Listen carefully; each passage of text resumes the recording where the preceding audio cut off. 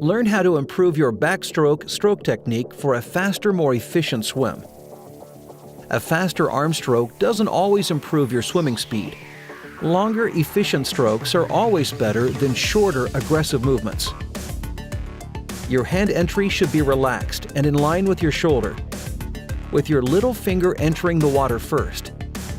Your hand continues to travel downwards until the opposite shoulder rotates out of the water. The depth that your hand travels to will depend on your strength, stability, and feel for the water. As your hand flexes, rotate your elbow into an inverted high elbow position to allow the palm of your hand to face towards your feet. Your fingers must be pointed out to the side of the pool to maintain the inverted high elbow and good leverage on the water.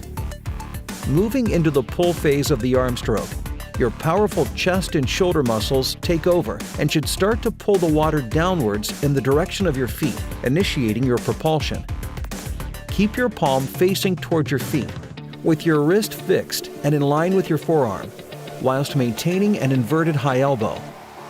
The elbow bend at this stage can be up to 90 degrees, but what you achieve is dependent on your strength, flexibility, and stability in the stroke. Maintaining the pressure on the water, your hand should accelerate past your hips as your arm straightens in time with your hip rotation.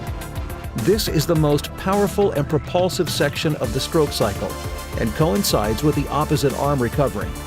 When viewed from beneath, your hand path will be a shallow S shape as it moves through the stroke. This should feel natural and shouldn't be forced. The recovery phase starts as your hand leaves the water at your hip. The most efficient way is to exit the water with your thumb or back of the hand first, depending on your preference. This will be shoulder-led, initiated by the rotation of your hips. On the first part of the recovery, your hand must be relaxed and in line with your shoulder, with the arm perpendicular to the water surface pointing up to the ceiling. To maintain an effective body rotation, ensure that your armpit is clear of the water on your recovering arm.